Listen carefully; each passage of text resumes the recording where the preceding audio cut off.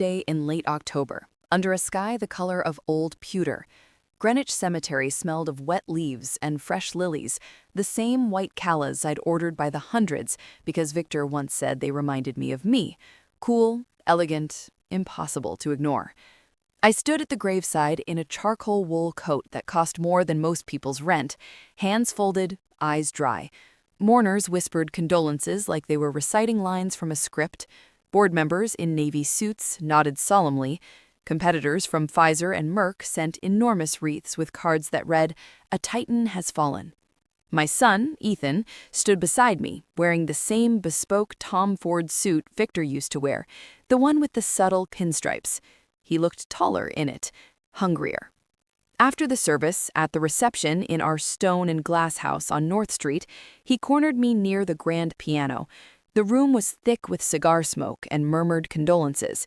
Champagne flutes caught the chandelier light like tiny knives. "Mom," he said, voice low but loud enough for the nearest cluster of executives to hear, "you don't have to worry about the company anymore. I've already spoken to Dad's lawyer. The voting shares pass to the eldest son. That's how it's always been. Tradition." He smiled the way Victor used to smile when he closed a deal. Thin, confident, final. I sipped my sparkling water. "Tradition," I repeated softly. "Yeah, you'll get the house, the accounts, a very generous widow's package. But the board, the direction, the real power, that's mine now." He leaned closer. "Women like you belong in the kitchen, not the C-suite. Dad always said it was a man's game." I looked at him for a long moment. His eyes were Victor's eyes, hazel, sharp, entitled. I felt something shift inside me. Not grief, not anger exactly, something colder, cleaner. "I see," I said. He patted my shoulder like I was a child. "Don't take it personally. It's just business."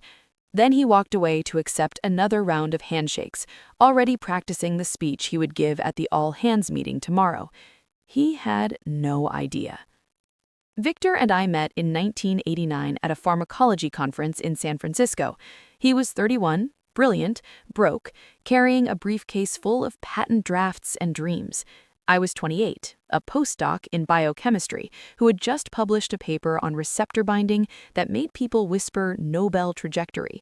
We argued over coffee about beta blockers for 3 hours. By the end of the night, we were married in our heads. He founded Holloway Pharma 6 months later in a rented garage in New Haven. I quit my fellowship to join him. For the first 5 years, we lived on ramen, patent royalties that hadn't come yet, and sheer stubborn belief. I designed the molecules, he sold them.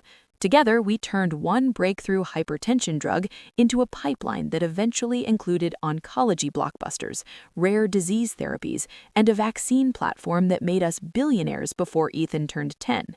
But Victor always said the real secret wasn't the science, it was control. "Never let anyone, not even family, hold the voting lever," he told me once, late at night in our first real house. "Shares can be diluted, options can be granted, but voting control, that's the crown." I never forgot. Ethan was born in 1998, bright, charming, quick with numbers. By 16, he was interning at the company, charming analysts, flirting with the PR team. By 25, he was VP of Business Development, a title Victor gave him mostly to keep him busy. We both saw the signs early: the late-night parties in Tribeca, the margin calls from his broker, the friendly loans from questionable hedge funds. Then came the whispers of insider trading. Nothing stuck. Nothing ever stuck when your last name was Holloway. Victor handled it quietly, paid fines, replaced boards, warned me in private that Ethan would destroy everything we built if we let him. So Victor did what Victor always did. He planned 10 moves ahead. In 2018, he created Class A super voting shares, 10 votes per share instead of 1. Publicly, the reclassification was sold as protecting long-term strategy from activist investors. Wall Street yawned. It happened all the time.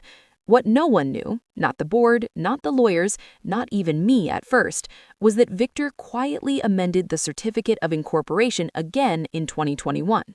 After Ethan's third unfortunate incident, a leaked email chain suggesting he'd tipped a friend about a Phase 3 trial result, Victor transferred every single Class A share into an irrevocable trust. The sole trustee? Me. The beneficiary upon my death? A charitable foundation named after my mother. Ethan's B-class common shares, the ones he inherited in the will, carried no voting rights at all unless the Class A shares were somehow extinguished. They never would be. Victor told me the night he signed the documents, "If something happens to me, you become the queen. Not him. Never him." I cried then, not because I wanted the power, because I knew what it would cost our son. But Victor was right. The morning after the funeral, Ethan arrived at headquarters in Stamford at 8:17 a.m. Black Range Rover, tinted windows, driver holding the door. He wore the same Tom Ford suit, fresh shirt, cufflinks that had belonged to his father. He strode through the glass atrium like he owned it, which, in his mind, he did. Security nodded, receptionists smiled, analysts whispered. He took the private elevator to the 22nd floor, the C-suite. The boardroom's doors were already open. Every director was seated. General Counsel Margaret Voss stood at the head of the table. Our CFO, our COO, the heads of R&D and regulatory, all of them. Ethan walked in smiling. "Good morning, team," he said, voice carrying. "I assume you've all heard. Effective immediately, I'm stepping in as chairman and CEO. We have a lot to discuss, starting with cost reductions and a new compensation structure more aligned with shareholder value." He pulled out Victor's old chair at the head of the table. Margaret cleared her throat. "Mr. Holloway," she said, calm as glass, "before you sit, there are a few matters we need to clarify." Ethan frowned. "Clarify?" She tapped a tablet. The massive screen behind her flickered to life. A single document appeared. Certificate of Incorporation of Holloway Pharmaceuticals, Inc., amendment dated March 17, 2021. Ethan's eyes scanned it. His smile faltered. "What the hell is this?" Margaret continued, voice even.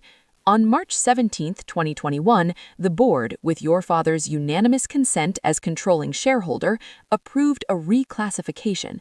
All Class A super voting shares were placed into an irrevocable trust. The trustee is Eleanor Holloway. The trust terms state that upon Victor Holloway's death, full voting control vests in the trustee for the duration of her lifetime." Silence. Ethan laughed once, sharp and short. "This is a joke. My father would never—" "Your father did," Margaret said. "The documents are notarized, filed with Delaware, and have been reviewed by outside counsel. They are ironclad." He turned red. "I want to see my father's will, now."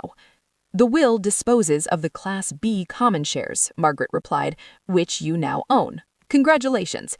They entitle you to dividends, approximately $1.82 per share annually, based on last quarter's payout. No voting rights, no board seats, no control." His hands clenched on the back of the chair. "This is bullshit. I'm calling my lawyer." "You're welcome to," Margaret said, "but I should inform you that the company has already initiated a review of certain past transactions involving your personal accounts and company resources. We expect to conclude that review shortly." He looked around the table. Every face was blank, professional, unreadable. "Where is she?" he demanded. "Where's my mother?" The double doors at the far end of the boardroom opened. I walked in wearing the same charcoal coat from the funeral, but underneath was a tailored black suit Victor had bought me for our 20th anniversary. Simple gold cufflinks. No necklace, no smile. I carried a single folder. "Hello, Ethan." He stared. "Mom, tell them this is a mistake." I set the folder on the table, opened it, pulled out one sheet, the trust instrument itself, and slid it toward him. "Read it," I said. He didn't touch it. I continued anyway. "Your father loved you. He loved you enough to protect what we built from the day you were born until the day he died. He knew you'd try to take it. He made sure you couldn't." Ethan's voice cracked. "You're stealing my birthright." "No," I said quietly. "I'm keeping it safe. From you." He lunged for the chair again, Victor's chair. Two security officers stepped forward. Quiet, professional. They didn't grab him. They simply stood between him and the seat. "Mr. Holloway," Margaret said, "your